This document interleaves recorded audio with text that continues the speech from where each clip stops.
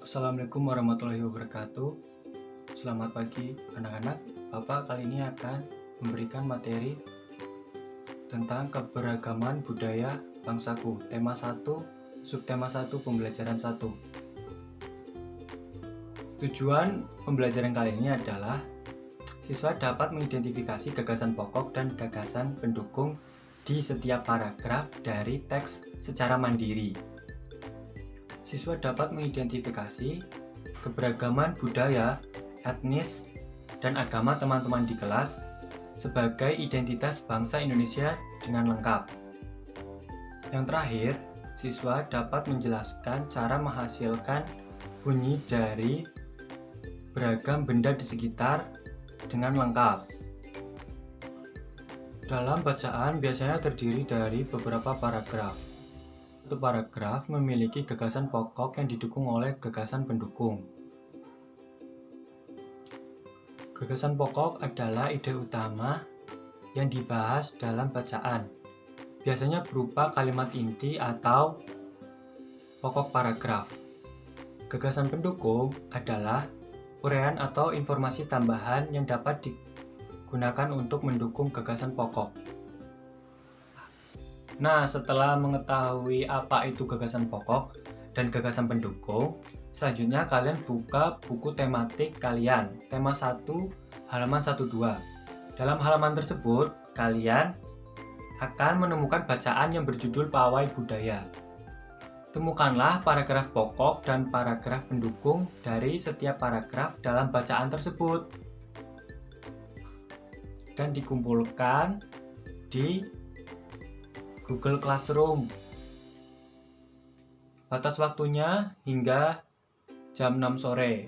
Jangan lupa, Indonesia adalah negara yang memiliki banyak keberagaman budaya, bahasa, agama.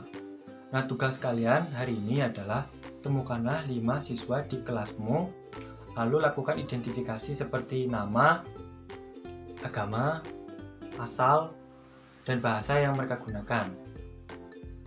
Maksudnya mengidentifikasi tersebut tadi adalah, contohnya adalah dia bernama Udin, lalu dia beragama Islam, asal daerahnya Jawa Tengah, dan bahasa yang digunakan adalah bahasa Jawa. Seperti itu, tulislah di buku tulis kalian, lalu foto dan upload di grup kelas sebagai tanda kalian sudah mengerjakan tugas. Batas pengumpulannya hingga nanti sore, waktu maghrib atau jam 6. Indonesia memiliki banyak daerah. Nah, tiap daerah itu memiliki keunikannya masing-masing. Kita harus mensyukurinya, juga harus menghargainya. Cara kita menghargainya dengan cara kita tetap bermain dengan teman kita walaupun berbeda agama ataupun berbeda tempat asal kita lahir. Selanjutnya, kita tidak boleh mengganggu mereka saat melakukan ibadah. Nah, dan hal-hal yang kita hindari adalah kita hanya bermain dengan teman kita yang satu agama ataupun satu daerah. Sedangkan jika berbeda tempat asal tempat lahir atau daerah ataupun berbeda agama, kita malah menjauhinya. Itu tidak boleh. Selanjutnya, kita itu malah mengganggu teman kita yang sedang beribadah. Itu sangat-sangat tidak boleh dan sangat-sangat salah. Sebagai anak bangsa yang baik, kita patut menghargai perbedaan yang ada. Saling menghargai perbedaan yang ada itu sudah menunjukkan semangat persatuan bangsa. Sebagai anak Indonesia, kita harus bangga dengan keberagaman yang kita miliki dan kita harus menghargai keberadaan yang ada. Karena sikap menghargai itu adalah sikap persatuan bangsa. Selain banyaknya keberagaman dalam etnis budaya di Indonesia, Indonesia juga memiliki banyak beragam alat musik yang dimainkan dengan cara-cara yang berbeda-beda. Seperti contohnya kecapi. Kecapi berasal dari Jawa Barat.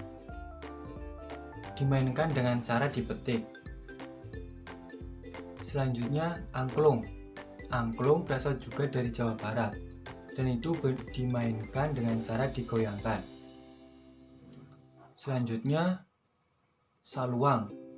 Saluang berasal dari Sumatera Barat, dimainkan dengan cara ditiup. Selanjutnya, gendang. Gendang berasal dari Jawa Barat dan dimainkan dengan cara dipukul. Dan yang terakhir adalah tifa. Berasal dari Papua dan dimainkan dengan cara dipukul. Masih banyak lagi alat musik daerah lainnya yang dimainkan dengan cara yang berbeda. Setelah kalian belajar berbagai alat musik di Indonesia dan cara memainkannya, tentu kalian akan tahu jika memainkan alat musik akan menghasilkan bunyi. Dan segala macam bentuk bunyi berasal dari getaran. Getaran dari suatu benda mengakibatkan udara di sekitar benda bergerak dan menimbulkan gelombang bunyi di udara. Kemudian, segala macam benda yang menghasilkan bunyi disebut sumber bunyi. Bunyi dapat merambat pada benda padat, benda cair, dan gas. Akan tetapi, bunyi tidak dapat merambat pada ruang hampa. Setelah kalian belajar bagaimana menghasilkan bunyi, tugas kalian di rumah adalah menghasilkan bunyi dari benda-benda sekitar, seperti dari botol, dari gelas kaca, dari piring, dari galon, dan benda lainnya. Usahakanlah menghasilkan bunyi yang enak didengar. Sekian materi yang dapat Bapak berikan pada pertemuan kali ini, semoga bermanfaat. Wassalamualaikum warahmatullahi wabarakatuh.